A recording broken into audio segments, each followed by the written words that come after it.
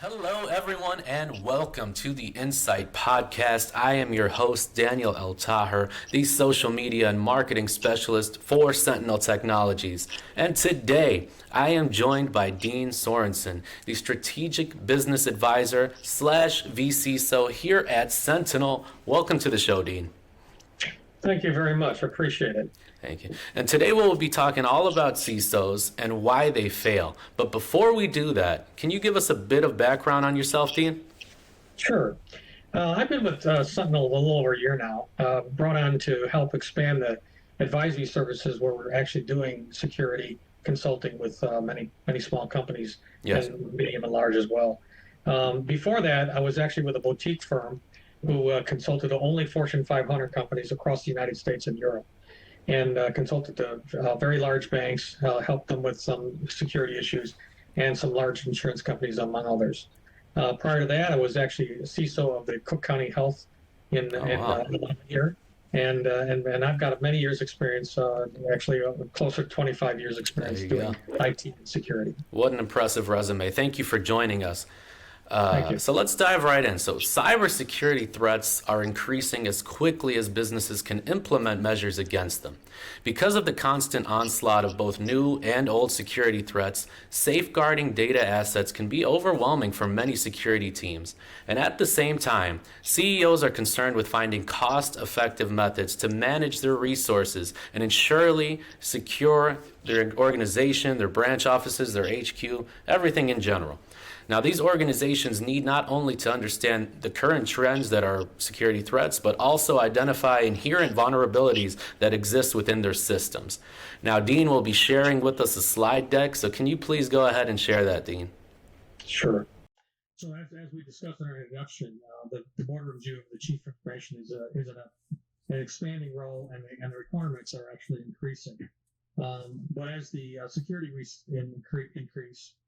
security risks increase, it should be noted that the skill sets have to follow that, and some of the sophistication and training and continual learning is also part of that scope.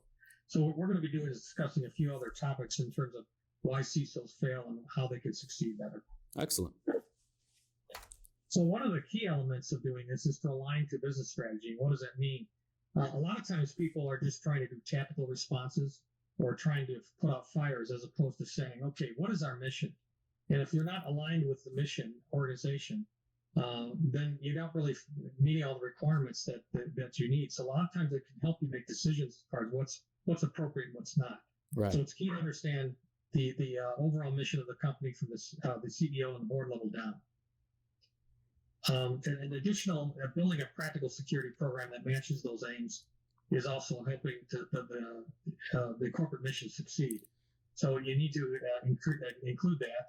And then, of course, the senior management alignment is also a key element here, because you're not just working alone. Obviously, you typically can report to the CIO. Sometimes you report to the board directly, but all the CXOs should be included in your alignment. Absolutely. So we're talking business strategy here. Do you recommend a particular model or framework when building a new security practice? Yeah, that's a good question. I think one of the things that we typically do here at Sentinel is we align with the NIST, which is the National Institute of Yes. Standards and Technology. There's also others. There's ISO, which is the International Standards Organization. And then there's, of course, requirements within individual components like the PCR, Payment Credit Card Industry, DSS, data security.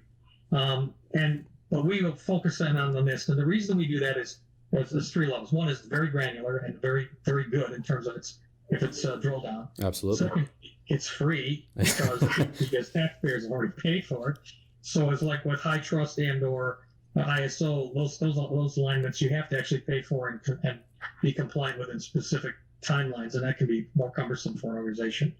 So, and then the third reason is it's actually being adapted worldwide. I actually did some consulting in Europe in the past couple of years, and they actually were adopting the NIST framework. So going with a framework that you know it's from the IT security alignment as well as the security strategy and risk.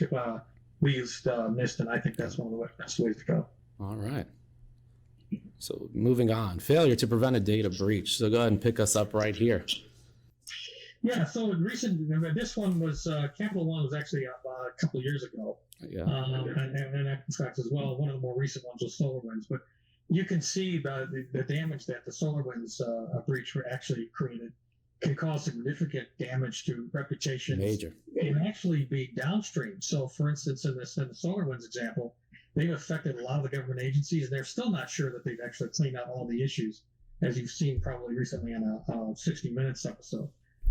So the financial losses, the reduction in sales because no one trusts your company, the negative publicity, or things like that. CISO really needs to take responsibility and unfortunately, in some cases, is terminated as a result of these kind of breaches. Yes. So I see the one of the things that the CISOs need to do is consider security as a value added to the company's offerings. In other words, if you're doing business with anybody, everybody uses data, right? Mm-hmm. The most important thing is that your reputation is part of that. Mm-hmm. So if you're keeping everything secure, that's actually a value add to say we're doing it the right way and we're doing it well, and they can trust you. Yeah. How exactly would a company protect their organization from threats to our systems and facilities, such as branches and HQ, etc.?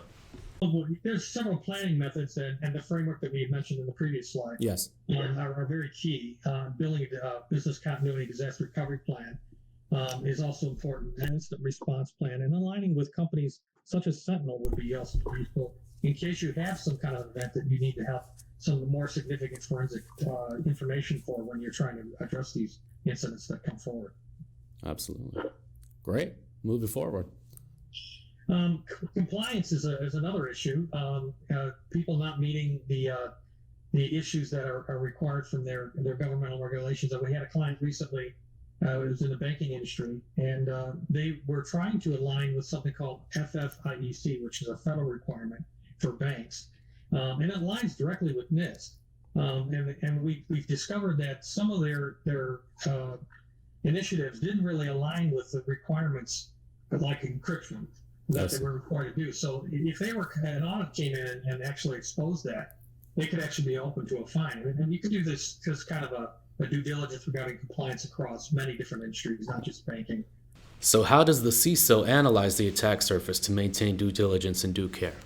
That's correct. So everybody understands, the compliance is not something that is a target in and of itself. The compliance is typically something that the industry recognizes as a threatscape or a vector of attack that you need to repair or remediate. So like these compliance issues, even though they're federal laws and so on, they're there to actually help you protect your organization. So it's good to actually review them and figure out what they are. All right. Where do you start? Yeah, so basically the first part is making sure that you have enough voice within the organization at the CXO level. My suggestion is that CISOs be part of the CIO, CTO level, and they should actually report to the board. If they don't, then they should have an actual functional authority that actually exceeds the people they report above to, so they can make sure that the security is paramount. Right. Yeah. The second thing is making sure that you get your budgets aligned. And here's where a lot of conflicts come about, is because the CIO, if he has your budget underneath him, or CTO, and he's trying to make a choice of doing a migration from a product that's end of life or end of service, and you come up with some security initiatives, he's trying to balance that number. And so sometimes he may choose to do the end of life, end of service replacement as opposed to a security initiative. So that actually creates its own conflict of interest, and you need to be careful about how you approach and negotiate that. And in fact, according to a recent study in global top 100 companies, only about 5% of it identified a board-level CISO. Really? Which shows there's a big need there. So besides this organization positioning, what are some other first steps you could take? Yeah, so the companies need to start with their data privacy and understand how the data flows in the organization from source to destination. And then add that to a classification system that says, this is what's important to us, this is what we have to protect, and this is public information or something that doesn't require the same stringent requirements from the security initiative. So basically understanding how your data needs to be protected is the starting element. And then you add to that your assets of where that data travels upon and the applications that are storing them and creating them. I see. All right. Moving forward. So one of the things that CISOs should probably be doing is making sure that they're continually improving their skill set. And we discussed this kind of like on the top of the conversation, that CISOs need to continually improve their depth of knowledge by attending various seminars, being aware of new initiatives available from vendors such as Cisco or Microsoft, knowing that these things are fluid and not and dynamic, as opposed to you put it in one and you're done. And understanding the impact of the business impact of security and with your policies and allowing and making sure that you're not hindering data flow and business functions while you're protecting it.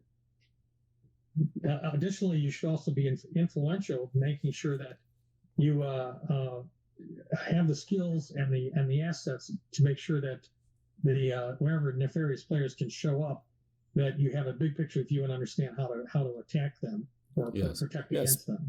Speaking of the various players, this sounds like a great deal to do. How can someone get assistance to accomplish these tasks? Well, a lot of times the training for VSO, you're so entrenched in fires and tactical responses and day to day. Right. You don't bring your head up and figure out, okay, what do I got to do next? So some of the things that we recommend is adding services to that. So Sentinel can offer like a VCSO project so that they can actually help you and help you focus, or allow you to either focus on things or help you create your strategy plans and figure out whether or not your intrusion systems may be required or what your cloud security approach would be. So we give you expertise that you may either not have or complement what you have so that you're able to do more. That's excellent. So the first part would be for you to create a tactical operating model within the CISO organization, including functions and regularly so improvements could that you do regularly so improvements can be continually deployed. Right. It's often the case where people have these functions, but they don't aggregate their response, or they don't aggregate the knowledge, or they don't have key performance indicators or risk indicators developed. And if the CISO organization is dysfunctional, it can't really protect the entity properly. So having an understanding of what you're responsible for, how to aggregate those responses, how to plan and have key indicators telling you, look out for this and look out for that, can help you prevent any kind of incident or data breach. Yeah. So in tackling the dysfunctional nature of these organizations, where would you recommend they start? Doing a survey. This actually came up with something called a cybersecurity framework, which we discussed this earlier, right? And one of the things it does is it actually goes through several steps of protecting, detecting, and recovering, and so on. There's 5 levels. But basically, going through that kind of a survey actually helps you figure out where you stand and gives you a current state, and then you can build a plan and a recommendation list of what you do next to make sure you get your organization back in alignment. All right. So justifications to increase budgeting, which is major. Yeah. And this the age-old one, right? Of course. I need this, but can I afford it? So a good security leader will craft a business case for investment in security solutions. One of the best ways to do that is something we talk about in the this framework is there's something called 853 controls, and there's about 1,000 of them out there addressing all sorts of different kinds of functions. But the idea is to whittle that down into X number of policies. It's about 18 policies, and actually do fundamentals in the organization. As you do those, and as you structure those, and get approval in the enterprise to do these kinds of controls, you can justify business investment by saying, we need to make sure that we have an incident plan. We need to make sure we're monitoring network. And that's how you actually you do the fundamentals, then you create your plan from those things that have been exposed. And even in this security framework we talked about, doing an audit that way as well. So it sounds like risk is a good tool to justify budgets here, huh? Yeah, that's correct. So knowing what to do, it doesn't tell you which one you should do first, right? Where risk comes in. How do you approach risk as an enterprise? What do you do? Do you accept, reject, or remediate a particular risk? But the biggest piece is the business impact by saying, which one's going to be the most effective for my organization and can affect me as an enterprise more adversely, or and in reverse of being protected. So using something like a fair risk analysis model, or using Optiv, or there's a number of them. NIST has its own one called Risk RMF, which we happen to like. It'll actually help you analyze those risks and say, this one needs to be done first because, and then you could tie direct costs to it and avoid risks in situations. All right. Identifying roadblocks. So this is where you got to really understand who your allies are within an organization. As we all know, there's certainly a fair amount of politics in any organization. Of course. And you really need to know where you need to where the groundwork needs to be laid is before you actually present something or can present something to the senior level or the board level. So the issue typically is, okay, where are the problems? And there are two that come up according to a recent study. One is turf, i.e. that we talked about the CISO ranking with the CTO and the CISO and how that fills out.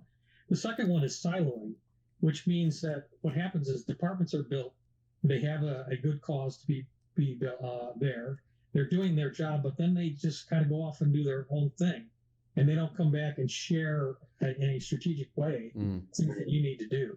So it's very important that you understand that there's turf existing. Yes. The siloing concept in terms of responsibility has to be diminished, and you need to come up with a security strategy that aggregates information across the various departments.